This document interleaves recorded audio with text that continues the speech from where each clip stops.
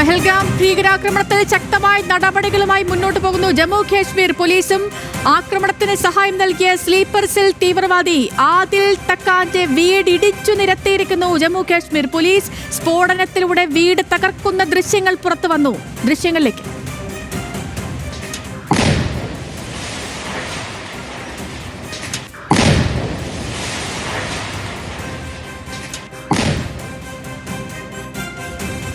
ശരത്ലാലുണ്ട് വിവരങ്ങളുമായി. ശരത്ത്, ഭീകരവാദത്തോട് സന്ധിയില്ല എന്നുറക്കെ പ്രഖ്യാപിച്ചുകൊണ്ട് വീണ്ടും ജമ്മു കാശ്മീർ പോലീസിന്റെ കൂടെ നീക്കം വരുന്നു. വിവരങ്ങൾ. നീക്കത്തിന് ജമ്മു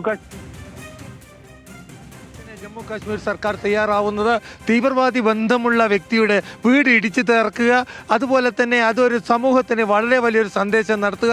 നേരത്തെ ജമ്മു കാശ്മീർ സർക്കാരുകൾ തീവ്രവാദത്തിനെ കണ്ണടച്ച് സഹായിക്കുന്ന ഒരു രീതിയായിരുന്നു. എന്നാൽ പഹൽഗാമിലെ തീവ്രവാദി ആക്രമണത്തോടെ ജമ്മു കാശ്മീരിലെ ജനങ്ങൾ തന്നെ തീവ്രവാദികൾക്കെതിരെ രംഗത്ത് വരുന്നു. ഇതിൻ്റെ ഒരു പ്രതിഫലനം തന്നെയാണ് ജമ്മു കാശ്മീർ പോലീസ് തന്നെ. അതായത് ഇതുവരെ ജമ്മു കാശ്മീർ പോലീസ് ഇത്തരം നടപടികളിലേക്ക് കടന്നിട്ടില്ല. ജമ്മു കാശ്മീർ പോലീസ് പലപ്പോഴും ഭീകരന്മാരെ സഹായിക്കുന്ന നിലപാടുകളാണ് എടുക്കുന്നത് നേരത്തെ തന്നെ ആരോപണമുണ്ടായിരുന്നു. ഇതൊക്കെ മാറ്റിവെച്ചുകൊണ്ട് കടുത്ത നടപടിയിലേക്ക് ജമ്മു കാശ്മീർ ഭരണകൂടവും അതുപോലെ ജമ്മു കാശ്മീർ പോലീസും മുന്നോട്ട് പോകുന്നു എന്നാണ് നമുക്ക് അറിയാൻ കഴിയുന്നത്. ആദിൽ തക്കർ എന്ന് പറയപ്പെടുന്ന സ്ലീപ്പർ സെല്ലിന്റെ ചുമതലയുള്ള അനന്തനാഗിൽ അദ്ദേഹമാണ് ഈ 5 തീവ്രവാദികൾക്കും ഒളിത്താവളങ്ങളും അല്ലെങ്കിൽ അതേപോലെ തന്നെ സംവിധാനങ്ങളും ഒരുക്കി കൊടുത്തത്. ഈ ആദിൽ തക്കറിന്റെ വസതിയാണ് ഇന്ന് സ്ഫോടക വസ്തുക്കൾ ഉപയോഗിച്ചുകൊണ്ട് തകർത്തിരിക്കുന്നത്. ഇത് മാത്രമല്ല, ഈ തകർക്കുന്ന ദൃശ്യങ്ങൾ മാധ്യമങ്ങൾക്ക് സംപ്രേഷണം ചെയ്യാനുള്ള അവസരവും ജമ്മു കാശ്മീർ പോലീസ് നൽകി. ആര് തീവ്രവാദത്തെ സംരക്ഷിച്ചാലും ഇതായിരിക്കും നടപടി എന്നുള്ള ഒരു നീക്കമാണ്, അല്ലെ ഒരു സന്ദേശമാണ് ഇതിലൂടെ ജമ്മു സർക്കാർ നൽകിയിരിക്കുന്നത്. ജമ്മു കാശ്മീർ സർക്കാർ നൽകിയിരിക്കുന്നത് നാഷണൽ കോൺഗ്രസ് ഭരിക്കുന്ന ജമ്മു കാശ്മീരിലെ സർക്കാർ തീവ്രവാദികളെ കടുത്ത നടപടികൾ എടുക്കുമെന്നതിൻ്റെ സൂചനയാണ് ഇത് തന്നെയാണ് ഇപ്പോൾ പഹൽഗാമിലും നമുക്ക് കാണാൻ കഴിയുന്നത്.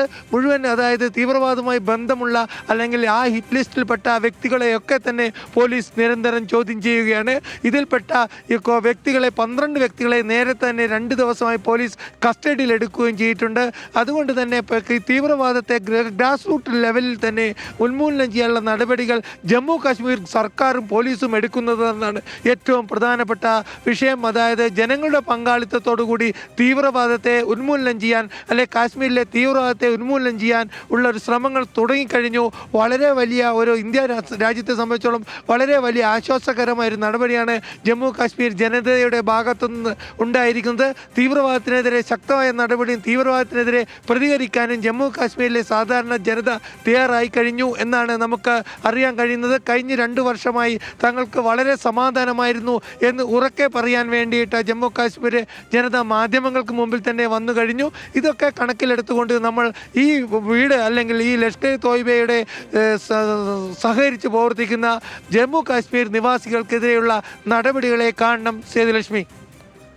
തീർച്ചയായും ശക്തമായ നടപടികളിലേക്ക് കടന്നിരിക്കുകയാണ് ജമ്മു കാശ്മീർ പോലീസും. പഹൽഗാം ആക്രമണത്തിന് സഹായം നൽകിയ സ്ലീപ്പർ സെൽ തീവ്രവാദി ആദിൽ തക്കാന്റെ വീട് ഇടിച്ചു നിരത്തിയിരിക്കുന്നു ജമ്മു കാശ്മീർ പോലീസ്. അതിന്റെ ദൃശ്യങ്ങളാണ് നമ്മൾ ഈ സ്ക്രീനിന്റെ ഒരു ഭാഗത്ത് കാണുന്നത്.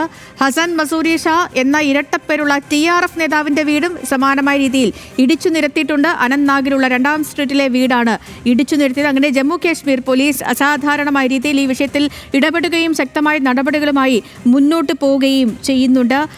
ശരത്ത്, ഇതിനപ്പുറം ഇനി മറ്റ് സൈനിക നടപടികളുമായി ബന്ധപ്പെട്ടുള്ള വിശദാംശങ്ങളിലേക്ക് കൂടി നമുക്ക് പോകേണ്ടതുണ്ട്. കാരണം പെഹൽഗാം ഭീകരാക്രമണത്തിന് പിന്നാലെ വലിയ തരത്തിലുള്ള നീക്കങ്ങൾ നടക്കുന്നു. ഡൽഹി കേന്ദ്രീകരിച്ച് ചർച്ചകൾ നടക്കുന്നു. ആഭ്യന്തരമന്ത്രി അമിത്ഷാ ഇന്നിപ്പോൾ ഇവിടേക്ക് എത്തുന്നുണ്ട്. ഈ കരസേനാ മേധാവി എത്തുന്നുണ്ട്. രാഹുൽ ഗാന്ധിയുടെ സന്ദർശനമുണ്ട്. അങ്ങനെ ചർച്ചകൾ ഒരു ഭാഗത്ത് നടക്കുന്നു. NIA ഫോറൻസിക് പരിശോധനാ ഫലം കാത്തിരിക്കുകയാണ്. അപ്പോൾ ഈ ഭീകരവാദികൾക്ക് വേണ്ടിയുള്ള മറ്റ് തിരച്ചിലുകൾ, മറ്റ് നീക്കങ്ങൾ, അതുമായി ബന്ധപ്പെട്ടുള്ള വിശദാംശങ്ങൾ കൂടി നൽകാം ശരത്. സേതുലക്ഷ്മി, ഭീകരവാദികൾക്കുള്ള ഒളിഞ്ഞിരിക്കുന്ന ഭീകരവാദികൾക്കുള്ള തിരച്ചിൽ ഇപ്പോൾ സൈന്യം രാവിലെ 5 മണി തൊട്ട് തുടങ്ങിക്കഴിഞ്ഞു. കാരണം നമുക്കറിയാം ജമ്മു കാശ്മീരിൽ കുറച്ച് നേരത്തെ നേരം വെളുക്കും. അതുകൊണ്ട് തന്നെ രാവിലെ തന്നെ 5 മണിയോട് തന്നെ ഈ മലനിരകളിൽ ഇപ്പോൾ നടത്തുകയാണ്. രാവിലെ ഹെലികോപ്റ്റർ വെച്ച് നിരീക്ഷണം ഉണ്ടായിരുന്നു. ഏതായാലും മലനിരകളിലുള്ള 3 ബാച്ചുകളായി നടത്തുള്ള തിരച്ചിൽ ഇപ്പോഴും തുടർന്നു വരികയാണ്. പഹൽഗാം നഗരത്തിലും വിവിധ കേന്ദ്രങ്ങളിൽ, സംശയമുള്ള കേന്ദ്രങ്ങളിൽ പരിശോധന നടത്തുന്നുണ്ട്. CRPFിൻ്റെ നേതൃത്വത്തിലുള്ള പരിശോധനയാണ് പഹൽഗാമിലെ നഗരപ്രദേശങ്ങളിൽ നടത്തുന്നത്. അതായത് തീവ്രവാദികൾ എവിടെയെങ്കിലും ആയുധങ്ങളോ മറ്റു ബോംബുകളോ മറ്റോ സൂക്ഷിച്ചു വെച്ചോ എന്നറിയാൻ വേണ്ടിയാണ് ഡോഗ് സ്ക്വാഡുകൾ കൊണ്ടുള്ള പരിശോധന.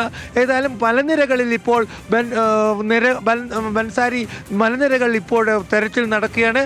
ഈ തെരച്ചിൽ കഴിഞ്ഞ ദിവസം നടന്ന നേരത്തെ നമ്മൾ റിപ്പോർട്ട് ചെയ്തുകൊണ്ട് ചൈനീസ് അത്യാധുനിക വാർത്താ ഉപകരണങ്ങൾ കണ്ടെടുത്തു.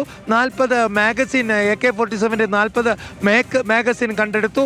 ഇതൊക്കെ കാണിക്കുന്നത് തീവ്രവാദികൾ ഇപ്പോഴും അല്ലെങ്കിൽ ദൂരത്തിരുന്നുകൊണ്ട് നിരീക്ഷണം നടത്തുന്നുണ്ട് എന്ന് തന്നെയാണ്. കാരണം ഇപ്പോൾ പിടിച്ചെടുത്ത വാർത്താവിനിമയ നിരീക്ഷണ ഉപകരണങ്ങൾ കാണിക്കുന്നത് 4 കിലോമീറ്റർ വരെ ശരത്തിലേക്ക് മടങ്ങിയെത്താം. പഹൽഗാം ഭീകരാക്രമണത്തിൽ ശക്തമായ നടപടികളുമായി കേന്ദ്ര സർക്കാർ മുന്നോട്ട് പോകുന്നു. ജമ്മു കാശ്മീർ പോലീസ് ഈ തീവ്രവാദികളുടെ വീടുകൾ തകർക്കുന്ന ദൃശ്യങ്ങൾ പുറത്തു വന്നിരിക്കുന്നു.